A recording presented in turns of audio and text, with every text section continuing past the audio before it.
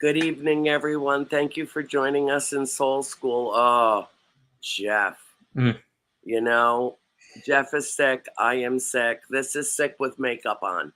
That's Yeah. all this is.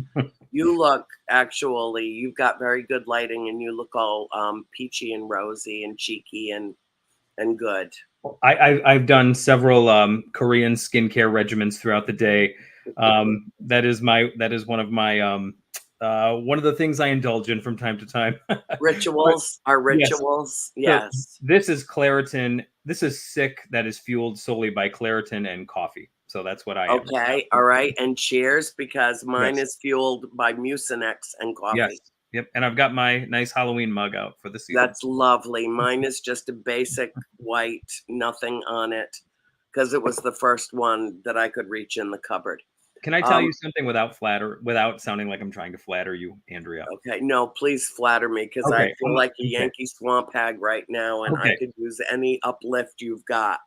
Like I can count on like 20 people's hands the amount of times when we've been backstage and you've been like, "Oh my god, I look terrible." And I'm always like, "You look amazing. I don't know what you're talking about. You always look fantastic.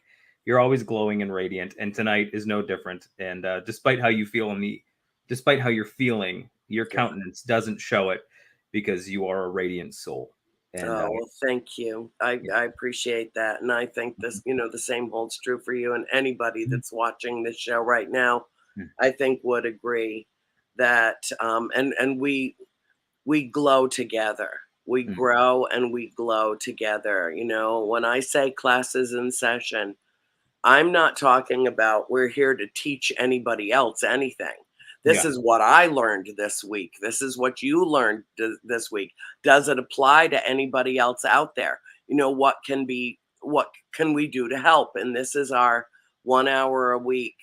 Oh, everybody was commenting last week when you did the show, the 2 hour special. I Yeah. got so many people say that you did great. It's Mhm. like they report back to me. I don't know Mhm. why. They don't Yeah. just connect with you, but well, I know some of them do, but a lot of people wrote to me and said Jeff was wonderful. He did a great job. I'm Mm. so pleased. I That's had Erin, God bless her. hmm. I can say this because I know she's not watching right now. Hmm. Um, 6 days of, oh my God. Hmm. And by the sixth day, both of us were shot out. I pissed her off. I'm sorry I did. I felt terrible that I did. She can't handle it when negative energy oozes out of me. She can't handle that. And I don't blame her, because it's anathema to her. It's anathema to me. But sometimes life, not that I'm absolving myself, I could have handled the situation better than I did. No question about it. We always have 1,000 ways to handle anything, and what we choose in any given moment speaks to, where we are spiritually, mentally, emotionally, physically, in every other way.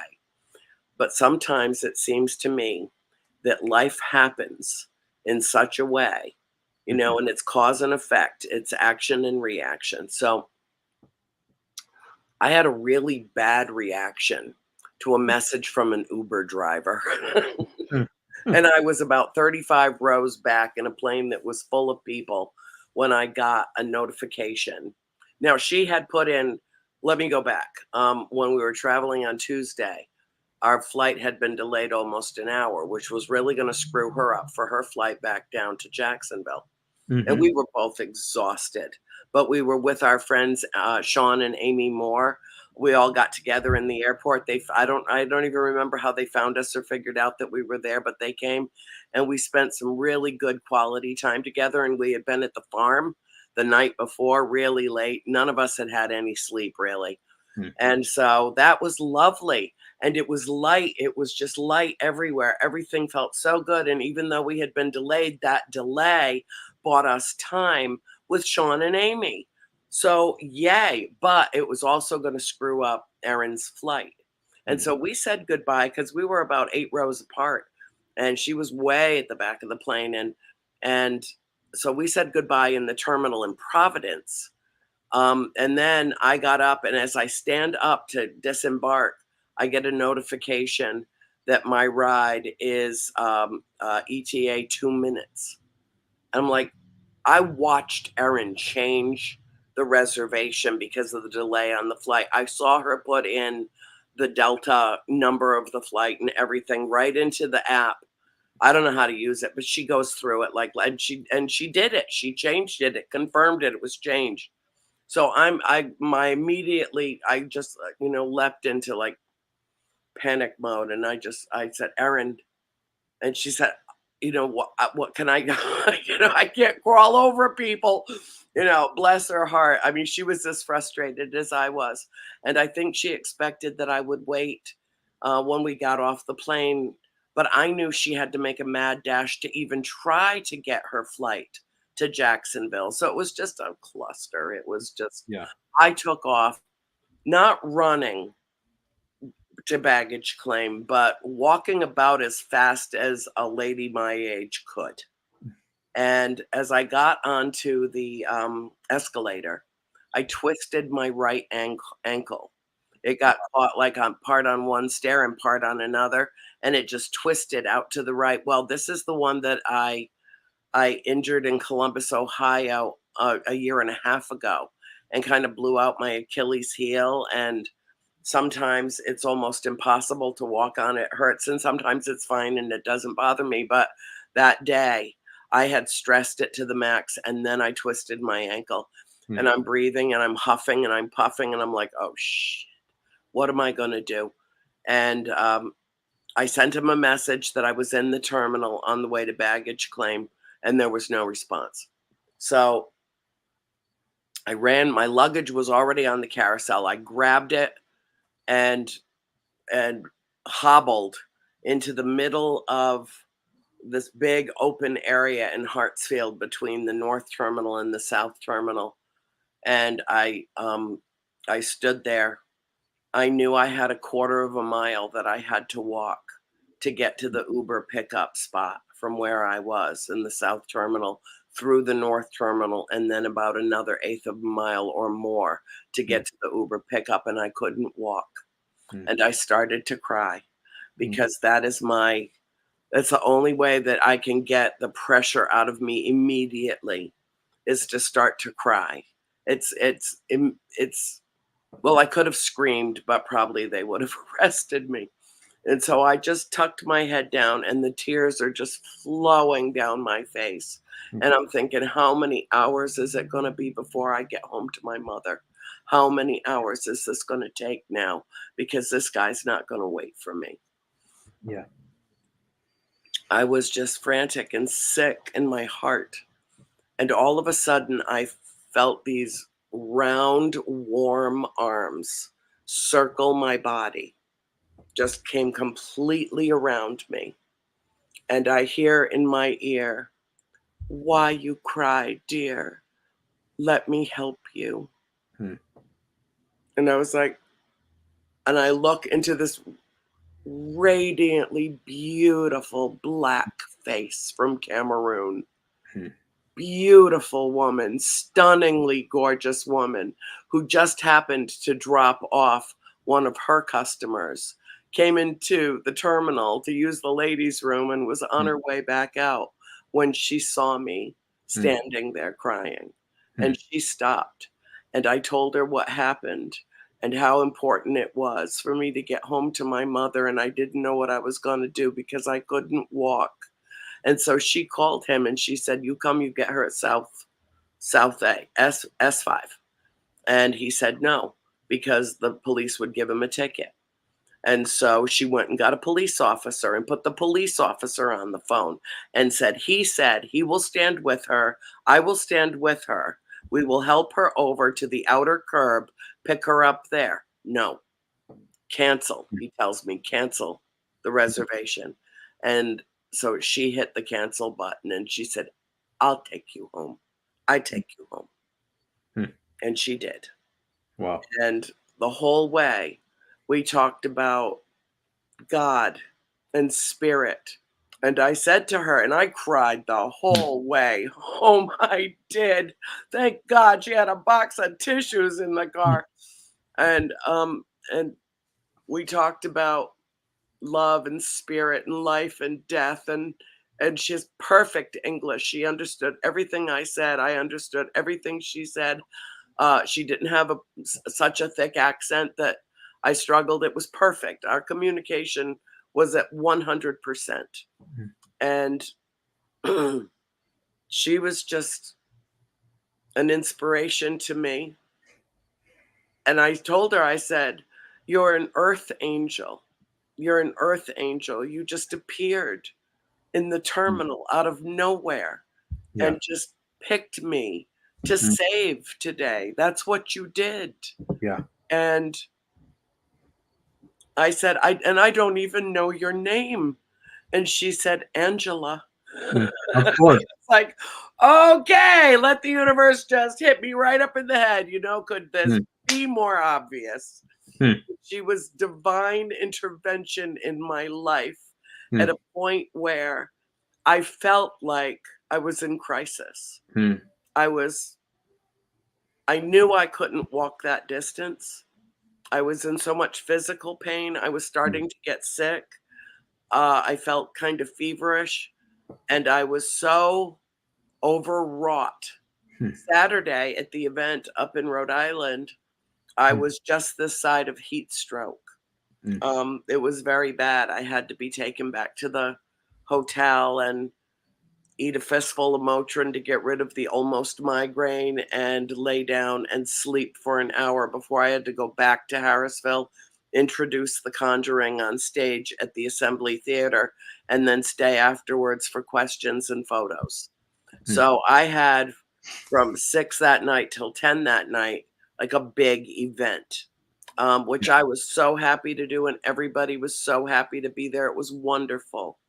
But I was exhausted then, and I had a whole nother day ahead of me. And then I had a day of meetings on Monday and all kinds of stuff. And then Monday night, Amy and Sean brought their crew of friends and rented the house for the night. And we were there for hours and hours. And my sister April came through, Cody and Satori, and she said, she Mm. stopped them dead in their tracks. And she said, "Play The Rose for Mom." Mm. Well, The Rose was April's favorite song.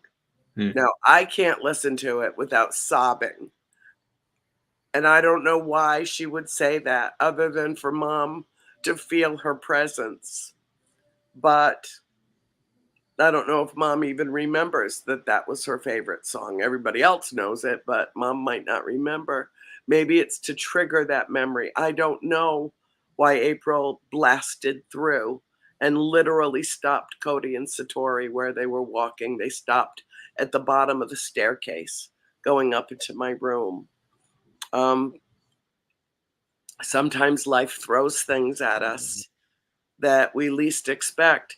When I got on that plane, I was certainly hopeful that Erin would make her connection, but I was just so happy to be going home after 6 very long days and nights.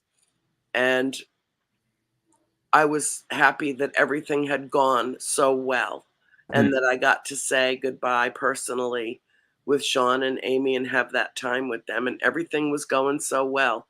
And how one little thing, a little notification on a phone from an app, threw me into dark headspace, Mm. really dark. Mm. And uh, and I don't blame Erin for being frustrated with me, Right. not one bit. I don't Mm. think she's ever seen me that upset. I Mm. was not a happy girl. Mm. Um, but sometimes I think things happen for a reason. I think Yes. that everything happens for a reason. Yeah. And had I not been in such an emotional, broken down state, Angela would not have noticed me, would have walked right back out to her car. Mm. And that friendship would not have formed. But Yeah. she stepped in. I mean, to talk about reaffirming my faith in humanity, Mm. my faith in all that is good and pure in the world. She was the personification of it, Jeff. Yeah. And had I not been in that overwrought state, in all that pain, physical, spiritual, psychological, in so much pain, and she just gravitated to me, came right to me. And for the hour that it took her to drive me home in rush hour traffic in Atlanta, we talked about everything that is important in life. She's an experiencer. She has been touched by spirit. She is a deeply devout woman. She has a connection with the divine that is breathtaking. And she is now permanently in my phone. We're going to have lunch. We're going to, I mean, she's just came into my life as a living spirit of all that is good in the world. And so I just want to tell everybody that's listening tonight, I got taken to soul school this week in so many ways, in so many ways. And I just needed to share that so you can have the whole rest of the show. I just had that had to come out. Yeah. Wow. Well, that's amazing. For one, there's a few things that come to mind, or that came to mind as you were talking about that. Well, more than a few, half a dozen or more. But the one thing that, because I know I'll get off on the main thing I want to say, so I'll just say this by way of like introduction, is, everything was going fine seemingly, and then you said something as simple as, not a text or something on a message on an app or whatever it was, sent threw a monkey wrench into everything, right? Everything was going one way, and then something very seemingly small and seemingly kind of like not a big deal, seemingly, maybe to somebody else, but because of, maybe where you are, what was going on internally, it didn't matter. It punctured a hole and poked a hole in something, and all of that came spilling out. And there's an important lesson there, and that lesson is that as ordered as things appear on the surface, that surface is thin, and beneath that surface there is always a vast ocean of chaos and disorder. And all it takes sometimes is something as small as a text, something as small as a glance from someone that suggests they feel this way about you or that way about you, or a comment that sends you spiraling, or you think you're doing great on your job and your boss suggests that maybe you're not, and you had one whole scenario in your mind, and they make a comment, and all of a sudden you realize that, oh, they perceive you a completely different way. Or maybe you think things are one way with your spouse or with your mom and dad or with your brothers and sisters, and then a comment is made or a text is sent, and it makes you all of a sudden realize that's what you viewed as being one way is a completely different way. It's like there was like order, but right beneath the surface is chaos and disorder. And it doesn't take much sometimes to puncture that right over the edge. Yep. Exactly. It's a very thin membrane. When you're walking on it, it feels very secure and you feel like, everything's fine. But then poof, all it takes is one thing, and all that chaos comes bubbling to the surface. And one of the things that we can do as people, one of the things, we can take ourselves to soul school. There's a scriptural principle. It says something akin to, in the Gospels, either, this is a paraphrase, but you either fall on the rock or the rock will fall on you. Fall on you. Meaning, essentially, either life will break you involuntarily, like stuff will happen to you to break you, or you can choose to put yourself in a position to be broken so you don't have to be broken by life necessarily. You can learn the lesson. You can study ahead. You can read the material that is going to be covered in class and then some, so that when it comes, you're prepared for it. There's a Stoic principle, premeditatio malorum. I sent you an article about that last week, about the Stoics, and Yep, which is meditating on the calamities that could befall you in a day. I think it's in Meditations, Marcus Aurelius. I think it's Marcus. It could be Epictetus. Yeah, where he's like, basically, here's today I'm going to encounter all kinds of jackasses. That's basically premeditatio malorum, is just when you wake up in the morning. I'm a New Thought fan. I'm heavily influenced by, New Thought and New Thought metaphysics, and, the likes of Neville Goddard and Joseph Murphy and all that. I love that positive thinking kind of thing. I love it.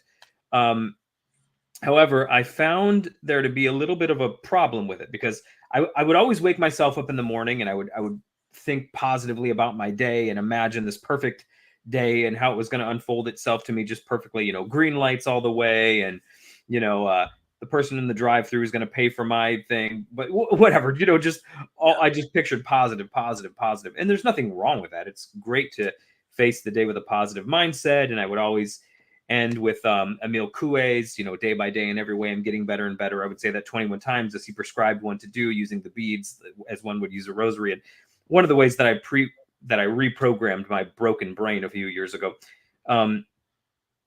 But I very much thrived on that kind of positive meditation in the mornings. And it was great, and it helped me, and it did help me to kind of overcome some of the negative thought patterns that I got stuck in. Mm-hmm. However, life has a way of, the universe has a way of sort of dancing on your affirmations sometimes. You know what I mean? Yeah. The universe, like, all my positive affirmations, I've mapped out my day. It's going to be great. What wonderful, blessings and prosperity and blah, blah, blah. And then the universe puts on its heaviest pair of combat boots and does like a little river dance all over all my plans. Yeah, the and, ones with the spikes in the bottom. Yeah. Yes, absolutely. They're like combat boots / cleats / high heels, whatever. Yeah. And it employs all of its friends and brings them all over, and they just do a little like jig all over my plans. And boy, that threw me for a frickin', I won't say that word, threw me for a frickin' loop. Like after I'll a year. say it plenty for you. Yes. You can tone it down if you like. Just in case my mom's watching. Just in case mom's watching, yeah. She ain't watching though. But anyways, but the first time, because you listen to enough stuff like this, and you manifestation and blah blah blah blah blah blah. Things are going to go this way if you think this way, and then things don't go that way. No, they don't. They don't always. No, and it throws You you can kind of mitigate the disasters, I think, by having a positive mindset and having a, but I was in a pretty good, I thought, that's the thing. I thought I was like in a pretty good space. Mm-hmm. Like we had gotten to that point. There was a chance that Erin could make, if she dashed, and, of course she can, to make her plane. I mean, everything seemed good. We were making up a little extra time on the flight. Everything seemed fine. And I was leaving Rhode Island feeling very positive about the whole experience, even though, for all intents and purposes, our Paracon got rained out. It was an outdoor event, and we had very unstable weather. Flash flood warnings going off every 20 minutes. I mean, it was pretty crazy. We finally had to just close up shop and move into the theater. But still, it was wonderful. Still, everything that happened and everyone that I was with, just extraordinary people, great people. And I was feeling happy, and I was feeling like it was overall a very successful, long, hard, hot, sticky 6 days, but successful.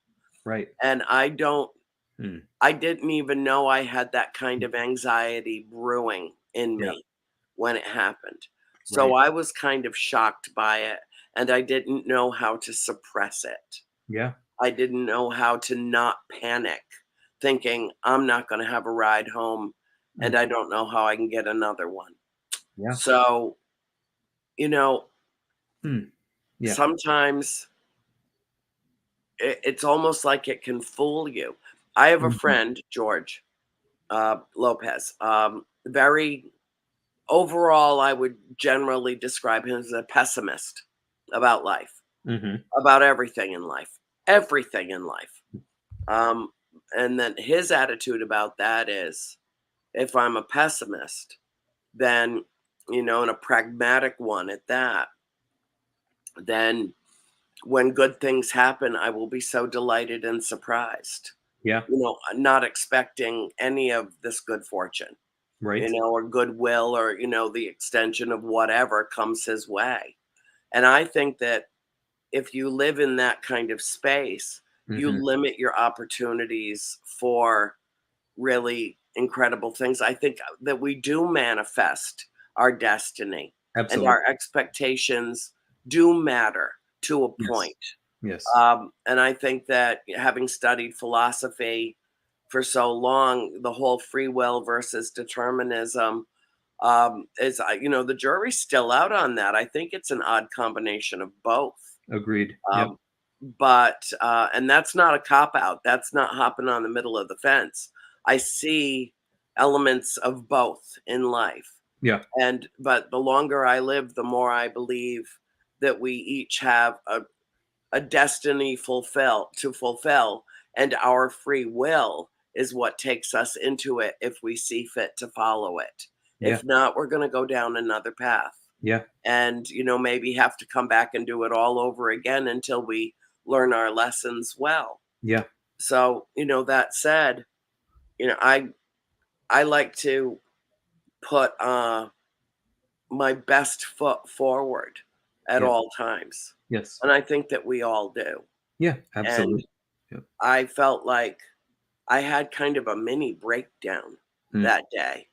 Yeah. Like, everything literally came to the surface at once in a Yeah. very unexpected way. Mm. Yeah. And I Well, think that happens to everyone. yeah. Yeah. Well, and too, I don't in any way, by saying what I said previously, I don't in any way mean to negate the power of positive thinking and the power of positive Good. intention. Yeah, well, I Yeah. know you didn't. I Yeah. was just kind I'm of 100%. I mean, I'm looking across the room. My bookshelf against the back wall is lined with New Thought classics. I can see the complete works of Neville Goddard. I can see, all of that stuff. Like I'm 100% on board with that. Like I said, all of that kind of stuff saved my broken mind. yeah, Really, literally saved my mind. yeah. Um, but something that I found after the fact is that you do have to have a balance, though, where you can anticipate the positive, but you can't always anticipate that the positive is going to manifest itself in positive circumstances, because sometimes the positive manifests itself in negative circumstances. So like That's what happened to me. That you put it perfectly. exactly. That's what happened to me. And that's it. Had you not been, like, how much more enriched is your life as a result of having met Angela now? Yeah. Like, you know what I mean? And you would not have had that experience had you not had the breakdown. Now, it doesn't make the breakdown or the pain or whatever it was, it doesn't make that any better. It still was a sucky, crappy experience to undergo. Mhm. However, it it caused this event to manifest, right? And Which was um transformational for me. How yeah, many times in your life can you say you sat in the back seat of an Uber car and held hands with the driver and prayed together? yeah. No, That's what no, happened. It happened spontaneously. She yeah. took my hands. She Mm, gave me her card. She said, "You put me in your phone. I'm your driver from now on. mm, From now on, wow, anywhere you need to go, anywhere, whatever you need." My sister Christine came out to meet her. wow, I mean, it was so mm, lovely. How many times can you say I was in communion with someone like yeah, that? yeah. It was beautiful. And here, so there's a scriptural principle too.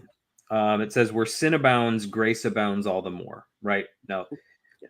so basically to say, there's a way there's like a soteriological way you could interpret that, but just to kind of like reduce it, that where the negative is, the positive also is. So Yes. where there is the solution lies in the problem, right? Oftentimes that the thing that presents itself as the problem is actually in some way that which encases the solution. And you won't encounter the solution without the problem. So without that, you wouldn't encounter Angela. So those two things, the conflict has to arise in order for you to encounter the solution, which is more than a solution. It's more than a solution to a problem. It's a cracking open of something in your own soul that opens life up to you in a new way. It isn't just an answer to a problem in the moment. It's an answer to all sorts of things that lay in the future as well. But it has to present itself in the form of an obstacle so that you can find the solution that lies in the obstacle, the path that lies in what seems to obstruct the path. And something else I'm thinking of here, that I was thinking when you were sharing this is in the book of Hebrews 13:4 says, don't neglect to show hospitality to strangers, for some have entertained angels unaware as a result of having done that, right? Mm-hmm. And so there's two principles here, right? That Angela is the angelic messenger to you, right? Yes. But Yeah. then you, in a way, are also to her. She entertains you, like she brings you in, right? She takes care of you, and you're an angelic minister to her in some way, and then and she's an angelic minister to you. Um, the power of hospitality. One of my favorite quotes, and it comes from Richard Carney, who wrote the book Anatheism, which is his theory about how anatheism. So atheism, anatheism, meaning God after the loss of God. So the whole book is about discovering like a new approach to the divine after you've lost God, which is kind of like the project I've given myself to as well in my own way. Mm-hmm. And his work's been invaluable to me. But he talks about what is God after God when you've lost like the traditional Western notion of God as a sort of, divine grandfather figure in the sky or whatever. What happens after you've lost that? And he talks about it as this. It's when one of the ways he talks about it is that it manifests itself to you in the form of opportunities to show hospitality. And that when you show hospitality to someone, they present themselves to you as divine, right? You did not recognize them as such. You just simply showed hospitality in a moment of kindness and compassion, but then they manifest themselves to you as being the divine. And he uses the story. I don't know if he uses the story or I've used the story drawing on his work. I don't know. But, anyways, Genesis chapter 18 and 19. So, you remember the story of Sodom and Gomorrah? Everyone's heard that story, and evangelical Christians, not just evangelical Christians, but a lot of Christians use that as sort of like a bludgeon to like beat our LGBTQ plus brothers and sisters and say that, God, is against homosexuality. That's what they typically use that story Use it for. for. Yep. And I'm not here to say that,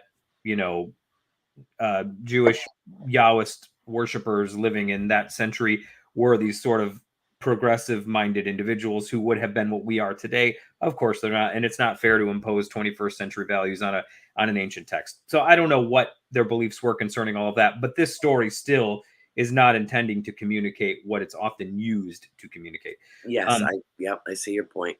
yeah. So the story goes that these two angels go into this city, and the men of the city like seize upon them and essentially threaten to like, pardon me if there's any minors or children watching, but they basically threaten to violate them. Let's put it that way.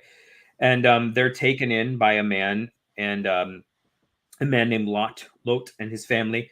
And the men of the city are banging on the door, demanding they be brought out so that they could violate them publicly in the square. And that's usually taken to say, well, this is a condom. And then, well, later on, as they exit the city, it's destroyed by God through fire and brimstone rains down from the heavens, and people say, well, that's God's judgment against homosexuality. That actually is not what the story's about at all. Because if you go to the previous chapter, you go to Genesis chapter 18, three angels come to Abraham the patriarch, who's set up a little camp out in the wilderness, and they come to him, and Abraham welcomes them in. This is very dangerous, right? You're a man living in the wilderness in the desert. You've got your family, your tribe that's with you, just inviting these strangers in. You don't know who these people are. Who knows who they are? They could be murderers, they could be thieves, they could be bandits. You don't know, but he welcomes them in. He cares for their needs. He provides for them. He gives them water and food and shelter. And as he is taking care of them in this way, it basically dawns on him, oh, these aren't just three strangers. This is God. This is God. And his wife Sarah, she's unable to conceive, and Abraham has been given this promise by God that you're going to have a child of you and your wife are going to have a child together, and he's going to be your heir, blah blah blah. Anyways, it's in that moment when he welcomes the stranger in that it's basically announced to her that within a year you will conceive. And so it's this welcoming in of the stranger, the strange, the dangerous, and being willing to entertain it, that he actually entertains God. So right after this, the one angel, quote unquote, stays, which is God, because in scripture, when it talks about the angel of God and whatever, it's interchangeable with God, because a divine messenger is no Right. different than the divine itself.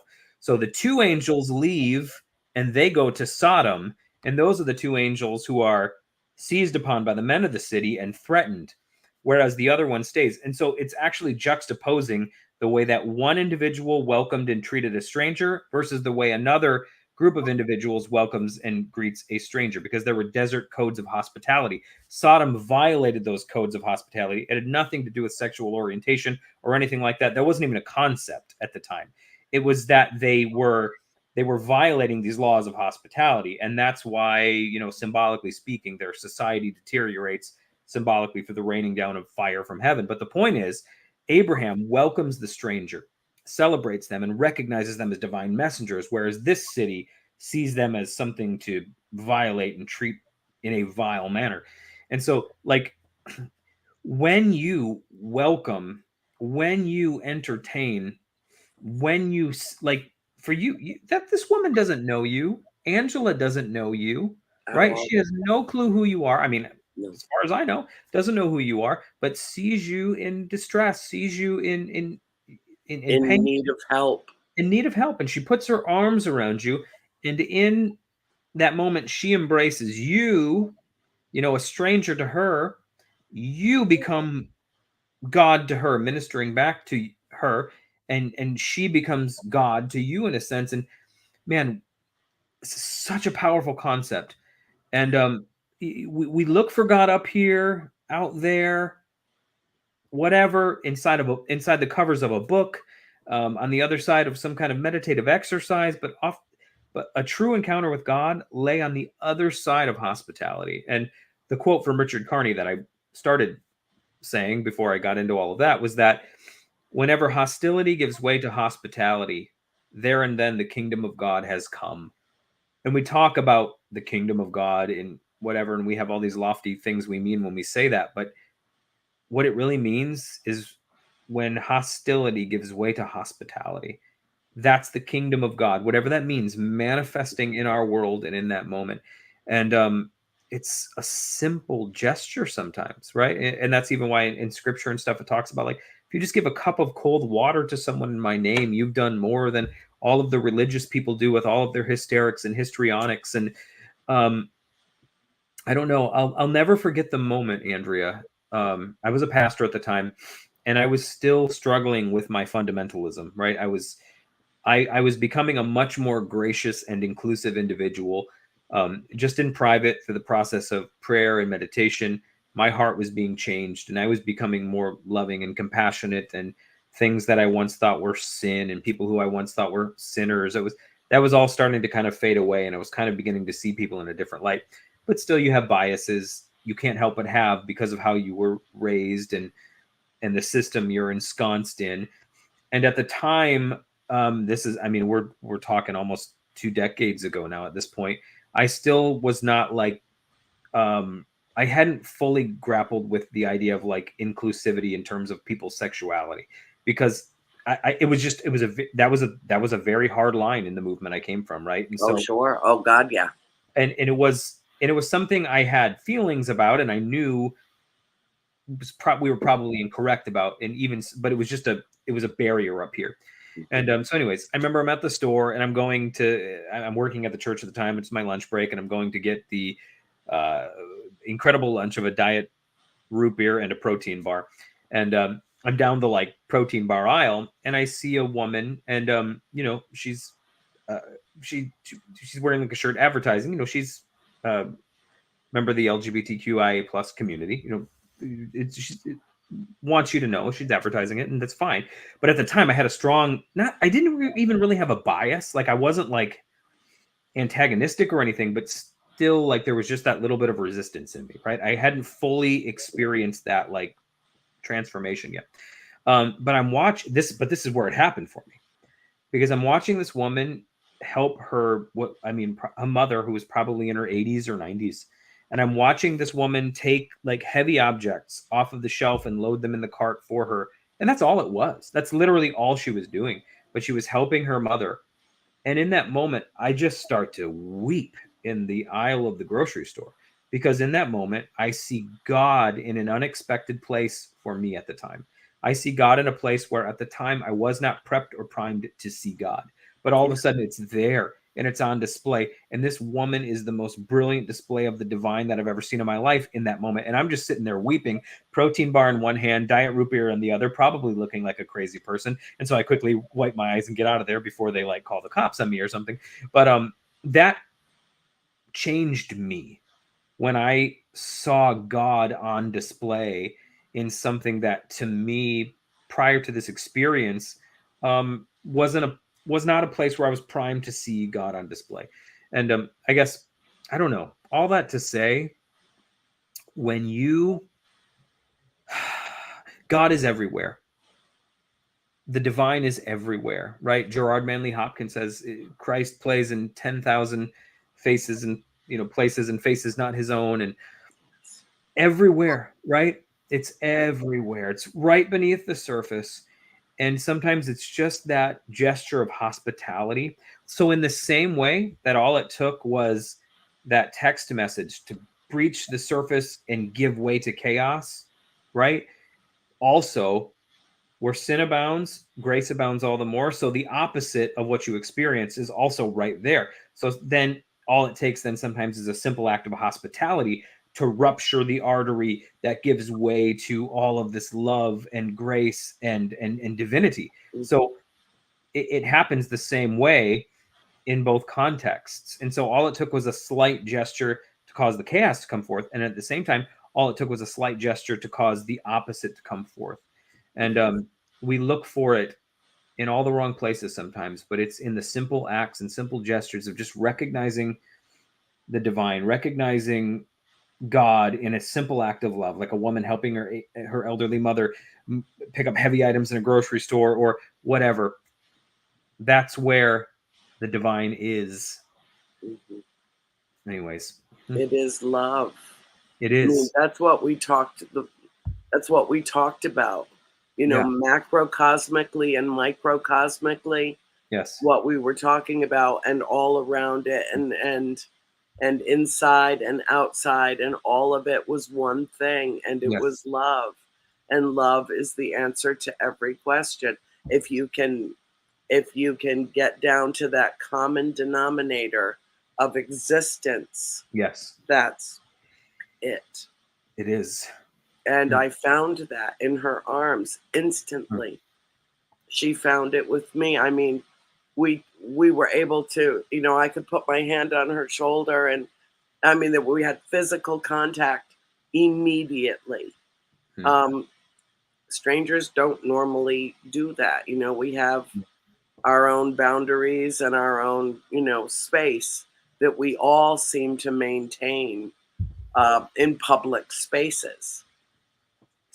And the last place, I mean, and we all have meltdowns. Yeah. But most of us like to try to make sure that if it's going to happen, it happens in private, not in public. And so,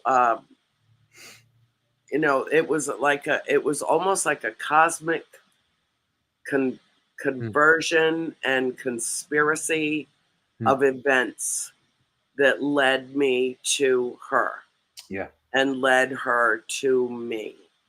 I don't believe that it was a coincidence. I don't believe in coincidence. Yeah. I think that she was supposed to be there. It was literally like she dropped from the sky. It, really. And I thought I was thinking about, I was talking to my mom and my sister about this experience. Because Chris, I called home, And Chris is like, Ann, why are you crying? What happened? You know, and I told her about my ankle, and I told her I couldn't walk to the Uber, and she's like, okay, you have to pull yourself together now. And I said, I already have help. And I told her the best that I could about meeting this woman who was helping me. And she's like, you know, you've got to stop, you know, living like this. This is too hard on you. This is, and she starts chastising me, telling me stuff that I really already know, which is what I said several times that day. I can't do this anymore. This is beyond me now. I need help. Yeah. And, you know, when I got home, Christine came right out to meet her to express her gratitude for stepping up and getting me out of a bad situation, Yeah. getting me home to my mother as fast as possible. You know, keep in mind for the 6 days that I was gone, about every 15 minutes, my mother asked my sister when I was coming home, to the point where she was ready to just rip her hair out. It was, you know, mom is we're very attached, and it doesn't matter how many times I call and I talk to her. In her mind, is Annie coming home tonight? Is she's coming home? Is she going to be home in a couple of hours? And I'm one day into a 6-day event. It was really hard for Chris. So I was dealing with her frustration on the phone, and dealing with my own emotions, and dealing with this woman who she just kept reaching back and just, patting me on the leg. It's okay. It's okay. It's okay. It's all going to be okay. Yeah. And boy, I'll tell you what, can she tear her way through some Atlanta traffic? I And have that's never something. seen anything like it. That alone proves the angelic nature of this woman, because Yep. I take the bypass every time I drive through Atlanta, because that is not, Yeah. yeah, I'm not a fan. Yeah. Not a fan. Go Mm, around. Go mm, far, far around. yeah. Yeah. Uh, I'll add the extra 15 minutes onto my trip. Absolutely. Plan it right in. Yes. Uh, Yeah. so, No. this is the thing that I wanted to share tonight, because I think other people have had experiences Mhm. that are certainly not identical, but similar in encountering the divine in our everyday lives. And it's very weird, because I remember in, I believe, 1997 or 1998, I ran into an angel in an airport, and I was very sad. I was with my dear friend Barbara, and I had just gone through an awful breakup that made me feel so terrible about me, because that was the point, you see, was to Mhm. make me feel terrible about me. And with this particular individual who absolved himself of all responsibility for everything, no matter what. Off Uh, air, give me his address. yeah. And so I was very sad, and I went up to Logan to pick Barbara and her husband up. And this very tall, statuesque man walked over to me. And I was just talking to Barbara about how my heart was so broken. And he was from Sweden, a tall, blonde man, beautifully dressed, coiffed, gorgeous, like stepped out of a GQ magazine.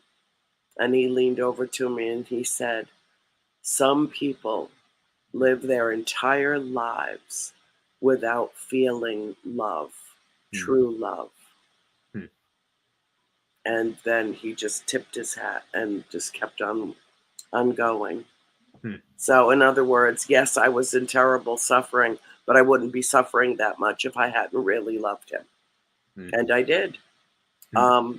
And then uh, a woman that worked for United Airlines is the one that literally caught me as I staggered back at LAX in baggage claim the moment that I discovered that my sister April had died. Hmm. And she dropped everything and came running to me and told her assistant to bring a box of tissues. And she stayed with me, and she held me, and she helped me, and she got me everywhere that I needed to go until I could get with Chip Coffee and Greta Reefer, who I was meeting. that day, and then they took over the salvation Hmm. train from there because I completely fell apart. Hmm.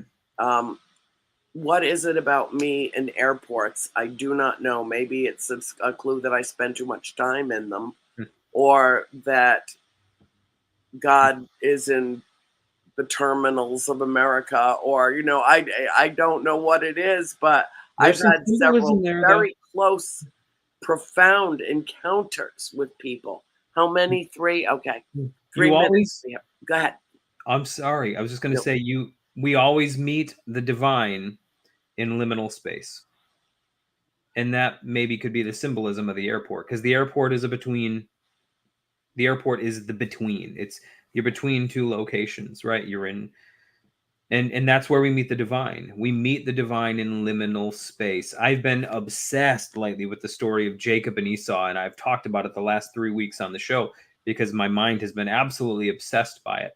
But Jacob is in a liminal space. He's about to meet his brother Esau, with whom he from whom he's been estranged for many years, and he's on the eve of meeting him. And he sends everyone in his family away, and he's left alone. And there, when he's left alone, an angel wrestles with him till daybreak. So, in that liminal space, he encounters the divine, he encounters the angelic. And, perhaps that's the symbolism of meeting the divine at the airport, is that we always meet the divine in liminal space. It's always when we're on the brink of transition. It's always where, right? Scripture says we go from glory to glory. We like the glory and we like the glory. We don't like the two, because the two is the liminal space. That's the transition from one to the other. That's the hallway. You meet the divine in the hallway. You meet the sacred in that liminal space. It's what leads you there. So if you're in liminal space tonight, if you're in the airport, so to speak, Mhm. be prepared to meet the angelic. Be prepared to encounter the divine, because you are positioned to encounter the divine in the moment you're in, because you're in liminal space. The most powerful moments of my life of divine encounter have happened when I was in liminal space. And in liminal just simply meaning in between. And liminal also is an initiatory word. The word suggests initiation, right? It suggests like an initiation ritual going from childhood to adulthood. So liminality is where you will encounter the divine. The airport is where you encounter the angel, and that's what gets you to your destination. Oh God. Oh, this what a night to Mm, spend with you and to have this conversation. We are at the end of our show.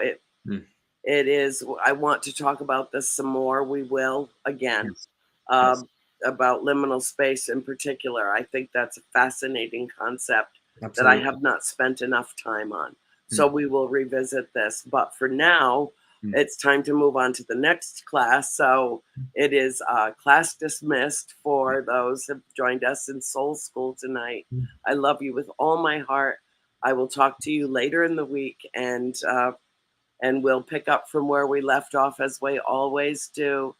My Yes, darling, sweet Jeff, I just love you, sweetheart. Have a great night, you and good too. night to everyone who joined us tonight on Soul School. Yes. Good night. Peace.